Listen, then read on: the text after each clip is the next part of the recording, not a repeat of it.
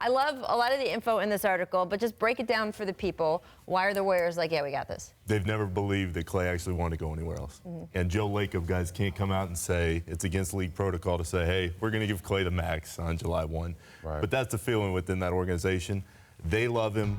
He loves being there. He knows what it was like when they weren't very good, and he knows what it's like now when they are very good. And everybody believes that when push comes to shove, they're going to get this thing done. You guys have been around Klay. When we say, oh, he's a different cat, can you explain sort of the Klay vibe and why he fits in so well there? They brought me back a couple times from games, and I interact with everybody. Klay is different.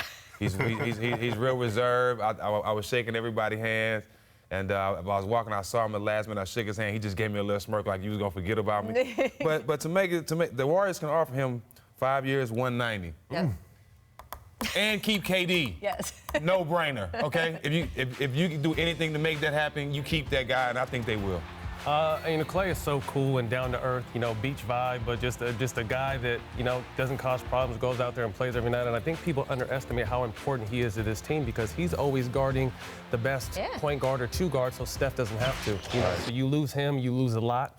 But you really want to keep the Splash Brothers together. This is a core that, hopefully can play together their entire careers. But, people, it's going to be tough decisions because being in that locker room and playing against them so much, Draymond is the heart and soul of that team. And he's proven his worth this playoffs. He had a rough season, but playoffs, he's showing you why he was Defensive Player of the Year and All-Star and why he got the money he got the first time. So it's going to be a tough decision for those guys, but they got a lot of money, so they might have to head into that luxury tax. Yeah, I was going to say, look, short term at least, they can keep all of them. There are configurations to keep all of them. It will cost them a lot of luxury tax money. They could get to the point where they're paying more in luxury tax money than they are in payroll.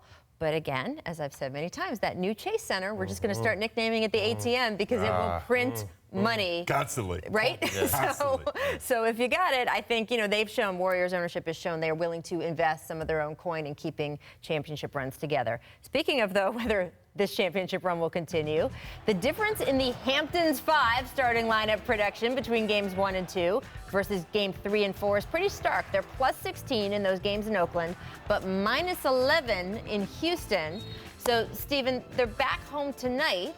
Starting that Hamptons 5, has that kind of mixed results? There's a feeling maybe they tire themselves out playing together like that. Would you start them tonight?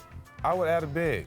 I just think the way Houston last two games been walking to the rim, getting layups, non-contested layups, even guys like Gordon walking to the rim, getting layups because guys are getting beat on one-on-one. I think they got to put a big man and have somebody contest those shots. I think that'll help the rebounding as well, but that'll cut the scoring down. The easy buckets, they wasn't working for buckets last game. Houston was just making a lot of layups. They need a big man in there. That's the only change I make, and try to help the defense. What do you think, Matt? You got to go with your best 5, and this is their best 5. And what worried me about the beginning of this season was this hasn't been one of their stronger benches in their championship runs. This is probably definitely their weakest bench they've had, and losing Boogie was a huge loss. Right. But you got to go with what you know. But at the end of the day, people took care of home. That's what's supposed to happen. To me, these are the two best teams in the playoffs. Unfortunately, they're meeting now, but they took care of home. You know what I mean? So luckily, the Warriors don't have to win in Houston to win this series. So go with your best 5. Hopefully you can get something from the bench tonight, but you got to go with your guys. This is the lineup Steve trusts the most, to Matt's point. And this is the one that's gotten him there in so many big moments.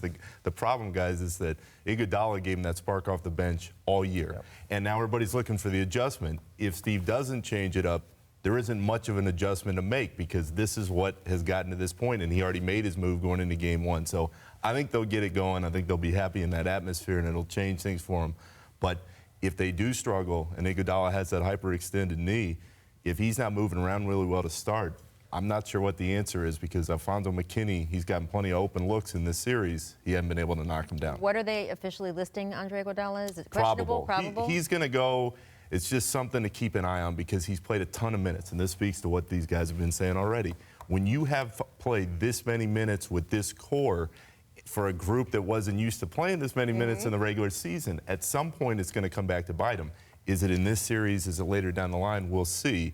But you go with what you got you there, and this is the group that got it. Look, that's why even when the death lineup was first conceived, they didn't use it all the time because it's tiring, right? Draymond can't play in that spot all the time, every outing, every time down the court. But people have to realize, too, welcome to our world. We did it. Come on.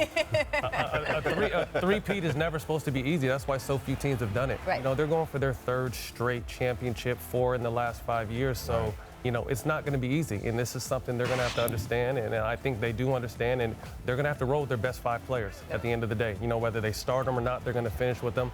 You know, Andre's knee is unfortunate, but now is the time, like we said with Embiid. You know, if you're on the court, you got to go. I believe in these guys. These are former teammates and friends. But to me, this is, you know, still the best team. Like I said, they just ran into a very good Houston Rockets team. Yeah. And more than the lineup race, they got to be tougher. They got to be way more physical tonight. Right.